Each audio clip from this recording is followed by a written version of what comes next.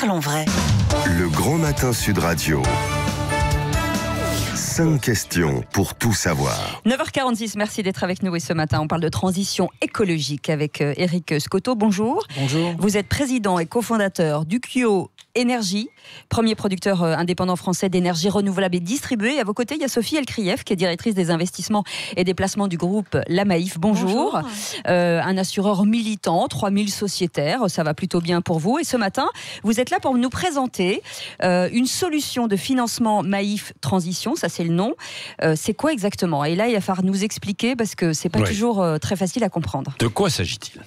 Alors, nous, juste une petite correction, 3 millions de sociétaires. J'ai dit quoi, à la 3 000 Maïf, 3 000.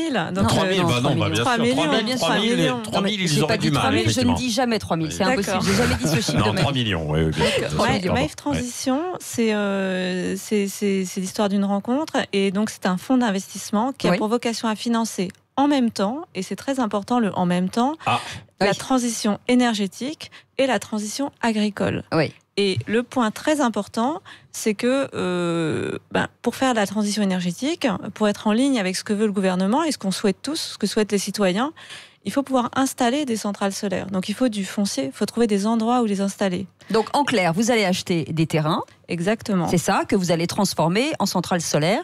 Et c'est destiné à qui? Alors c'est un petit peu plus compliqué que ça. Oui. J'essaye de synthétiser parce que c'est pas toujours facile. Parce que ces terres, il y a un petit conflit d'usage. Ce sont des terres agricoles, donc qui ont besoin d'être redynamisées, notamment pour. Et là, on parle de transition agricole pour aller vers le bio. Donc, Éric élaborera, je pense, dans un instant ces questions. Et donc, l'idée, c'est est-ce qu'on fait de l'agriculture? Est-ce qu'on fait de l'énergie? Eh bien, nous, l'idée, c'est qu'on peut faire les deux. Voilà. Les deux en même temps et que c'est vertueux et pour la transition agricole et pour la transition énergétique. Alors, il faut bien préciser, parce que pour que les auditeurs comprennent, c'est pas forcément évident de comprendre. C'est-à-dire, vous achetez des terres. Bon, d'une part, est-ce que ce sont des terres qui sont déjà cultivées en fait aujourd'hui, ou sont des terres qui ne le sont pas, qui sont en friche? Alors, donc Ukio Énergie, déjà merci. Je suis très très heureux d'être à côté de la Maïf et puis de l'entendre parler Sophie comme ça. Pour moi, ça me fait très chaud au cœur. Parce que vous, ça fait 10 ans que vous travaillez sur ce projet. On a commencé ça il y a 11 ans, cette histoire de conflit d'usage, de refuser de choisir entre développer l'énergie renouvelable, développer l'agriculture. Nous, on a choisi de pas choisir. On a choisi de faire les deux depuis 11 ans. Et avoir mon partenaire qui décrit ça à mes côtés, c'est vraiment jouissif en ce qui nous concerne. Alors donc, mais précisons. C'est très simple, on précise. Donc en fait, non, les terres peuvent être des terres qui sont en jachère aujourd'hui. Ça peut être des terres cultivées, mais qu'il faut amener vers le bio. Amener les terres vers le bio, ça veut dire beaucoup d'attention auprès de cette terre, puisque elle a besoin de renaître. Et donc on va accompagner les agriculteurs pendant 2 ans, 3 ans, 4 ans, parfois 5 ans. Parce que ça coûte de l'argent quand même. Voilà, c'était ça la problématique. Qui va financer ce service qui est rendu à la société, cette transformation? Qui accepte de financer ces agriculteurs pendant tout ce temps où ils vont s'occuper du sol? Alors, il y a quelque chose que je ne comprends pas. Vous achetez les terres ou alors les agriculteurs continuent d'être propriétaires? Alors, on achète des terres parfois, puisqu'il y a beaucoup de terres à vendre. Il y a beaucoup d'agriculteurs qui partent à la retraite, qui n'ont pas de successeurs. Partout. Il y a des agriculteurs qui n'ont pas de successeurs. On a aujourd'hui une population... Enfin, l'agriculture aujourd'hui, c'est 3%, je crois, à peu près, des actifs, alors que c'était une trentaine de pourcents il y a 60 ans. Donc, vous voyez où on en est arrivé. Les exploitations ont grossi, ont doublé ces dernières années. Là, nous, ce qu'on propose, c'est le modèle que vous avez dû voir dans l'excellent film Demain. Il y avait un petit chapitre sur la ferme du Bec et Loin, mais c'était à toute petite échelle, c'était 1000 mètres carrés. Perrine et Charles avaient démarré avec 1000 mètres carrés. Ils ont démontré le modèle. Le souhait avec la Maïf, c'est de passer à l'échelle. Pourquoi? Vous avez 20% d'augmentation de la demande de bio par an. On est à peine capable d'en fournir plus de 10%. Donc, on achète parfois ces terres. Je n'élude pas la question. Pour les remettre à disposition sur des baux très long terme qui vont sur toute la durée de la carrière de l'agriculteur qui vient s'installer. Et donc là, vous allez installer des panneaux solaires? Alors, il y a plusieurs formules. Il y a 15 jours, avec François de Rugy, le ministre, on a bâti, on a fait notre baptême ensemble. Il nous a baptisés donc dans cet accord à Bellegarde. Oui. Bellegarde, c'est près de Nîmes, c'est dans le Gard. Qu'est-ce qu'on avait fait là-bas ? Là-bas, on avait construit des ombrières photovoltaïques. C'est-à-dire qu'on utilise la verticalité, c'est-à-dire que la terre reste en agriculture et les panneaux sont posés sur des espèces d'ombrières qui protègent les cultures. Qu'est-ce qu'on y a fait pousser ? Des abricotiers bio sous ombrières photovoltaïques. Quel est l'intérêt ? L'intérêt, c'est qu'au moment de la floraison, lorsqu'il pleut, ça ne va pas perturber donc cette floraison. Donc on va éviter les champignons, on va protéger l'arbre. C'est première chose. Deuxième chose, vous avez vu cet épisode de grêle terrible.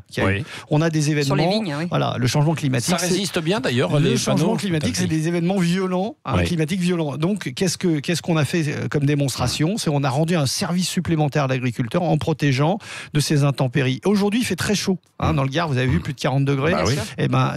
L'eau, un vrai sujet, un sujet partout. Donc là, on va éviter de l'évaporation. En fait, notre modèle, c'est vraiment un modèle intégré où c'est 1 + 1 = 3. C'est justement pas ce conflit d'usage que certains ont imaginé. C'est vraiment comment financer cette transition agricole. Ce qui veut dire qu'il va y avoir alors des champs où il y aura des panneaux solaires aussi, à l'horizontalité. À quelle hauteur du sol, si on veut exploiter les sols ? Tout dépend.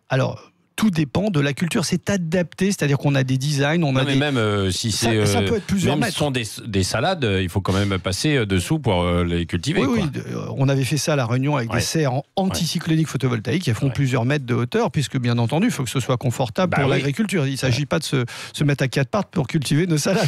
Non, c'est un outil, outil pour les agriculteurs, au service des agriculteurs. Mais au-delà de ça, l'accord avec la Maïf, c'est aussi le financement. Qui accepte aujourd'hui de financer ces familles d'agriculteurs pendant plusieurs années pour redonner vie au sol. Personne, puisqu'ils vont généralement se financer à l'étranger. C'est extrêmement compliqué, on est face à une impasse. Simplement, on a un marché qui est extraordinaire, qui s'offre à nous, qui est le bio, qui est l'avenir de l'agriculture, qu'on le veuille ou non. L'avenir sera bio, sera local, l'agriculture sera de plus en plus locale. Donc, et ça va créer des emplois ? Ça crée énormément d'emplois. C'est beaucoup... Potentiellement, en tout cas. Non, c'est pas potentiellement. Cette démonstration est faite. C'est beaucoup moins mécanisé. Et effectivement, on s'occupe beaucoup plus de nos cultures. Il faut plus d'emplois. Mais pourquoi une mutuelle s'en occupe, la Maïf, Sophie El-Krief ? C'est pas forcément le rôle. En tout cas, ça vient pas immédiatement à l'esprit. Pour nous, ça a été une évidence, en fait, de faire ce partenariat. D'abord, une mutuelle, la Maïf, déjà, s'est dotée d'une raison d'être. Une mutuelle d'assurance, notre métier, c'est de protéger les gens. Donc déjà, le métier, le cœur de métier, assurance, nous, on voit ça comme la protection des gens. Oui, bien sûr. Ensuite, on s'est doté d'une raison d'être dont l'essentiel, c'est une attention sincère portée aux autres, pas seulement à nos sociétaires, mais aux autres et aux parties prenantes, à l'environnement. Donc la Maïf, c'est quoi ? C'est l'histoire, ce sont des délégations dans tous les territoires. Donc quelque chose qui est au cœur du modèle, c'est de dynamiser les territoires. Mais vous avez un statut d'ailleurs, vous avez un statut aujourd'hui qui est une société à mission, ça veut dire que vous avez des vrais engagements qui rentrent dans la loi Pacte. On est en train de se doter, on l'a annoncé et donc on est en train de tout mettre en place. Une société à mission, c'est quoi ? Il y a notre raison d'être, c'est bien. Maintenant, c'est l'engagement. C'est l'engagement et c'est accepter d'être contrôlé par une gouvernance extérieure, etc. pour dire que on fait bien ce qu'on a dit qu'on allait faire. Et ça, c'est fondamental. Et en tout cas, ce sera, j'espère, bientôt dans tous les départements français, puisque c'est le but. Merci d'avoir été avec nous ce matin. Merci Éric Scotto, président et cofondateur du QO Énergie, premier producteur indépendant français d'énergie renouvelable, et Sophie El-Krief, directrice des investissements et des placements du groupe La Maïf. En tout cas, c'est une belle initiative. Et on peut retrouver bien sûr tout sur votre site. On espère que c'est le début en fait d'une très grande aventure. Voilà. Et c'est AQO avec AQO, AQO. C'est la fatigue. Il est quasiment 10h. Cécile est levée depuis absolument. Vous ne voyez pas que je suis au bout du rouleau. Ça se voit pas. Mettez-moi des panneaux photovoltaïques.